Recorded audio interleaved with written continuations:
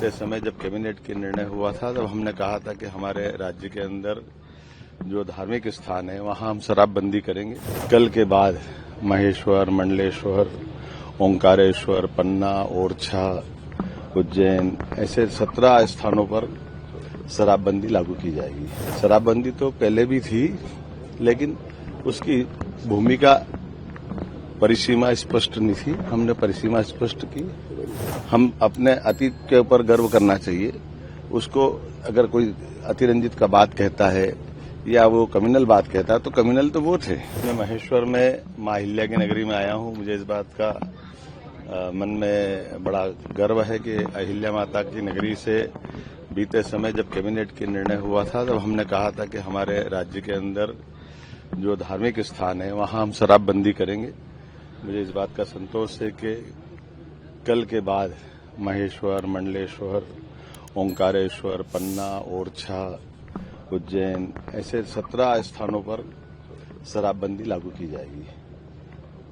कुल मिलाकर के शराबबंदी तो पहले भी थी, लेकिन उसकी भूमिका परिसीमा स्पष्ट नहीं थी। हमने परिसीमा स्पष्ट की। मैं मान के चलता हूं कि अहिल्या माता की कई सारी प्रेरणाएं हमारे लिए काम करती है। उन प्रेरणाओं के आधार पर हमारी सरकार के द्वारा जिस प्रकार से काम किए जा रहे हैं वो जनहितैषी काम की प्रेरणा अगर कोई है तो अहिल्या माता है।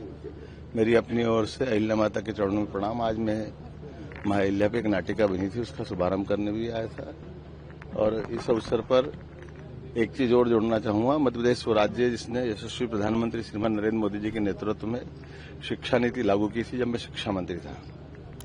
आज एक लेख लिखा है श्रीमती इंदिरा गांधी ने और उनने उस शिक्षा नीति को लेकर के जो बात कही है, मैं कटु शब्दों में उसकी निंदा करता हूं। मुझे इस बात का ऐसा लगता है कि उनने वो नई शिक्षा नीति देखी नहीं है। हम अपने अतीत के ऊपर गर्व करना चाहिए। उसको अगर कोई अतिरंजित का बात कहता है या वो कम्युनल बात कहता है तो कम्युनल तो वो थे। अगर हम महाराज शिवाजी, अकबर में तुलना करेंगे, महाराज शिवाजी और औरंगजेब में तुलना करेंगे तो हमारी जड़ें तो शिवाजी तरफ जुड़ना चाहिए। हमारे देश के जो नागरिक हैं उनके प्रति भाव होना चाहिए। ये रहीम रसखान का भी सम्मान करता है, अच्छी बात है, लेकिन रहीम रसखान ने यहाँ के भगवान कृष्ण की भक्ति गाई है, जड़ों से जुड़ने का प्रयास किया है। लेकिन वो शासक जिन शासकों की भारत के प्रति कोई लगाव नहीं, ये उसी प्रकार से जैसे अंग्रेजों का है। अंग्रेजों से क्यों बाकी लोगों ने स्वतंत्रता का युद्ध लड़ा है, देश को आजाद क्यों कराया है?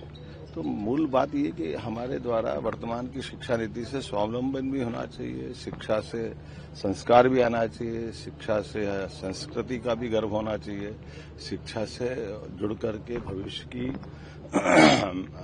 लंबी छलांग भी लगाना चाहिए और अतीत की गलतियों के आधार पर जो देश गुलाम हुआ था उन सारी बातों से हट करके बात करने की जरूरत है। और मुझे इस बात का संतोष है कि नई शिक्षा नीति के माध्यम से जो 2020 में लागू हुई वो सारी बातें जोड़ करके करने का प्रयास किया।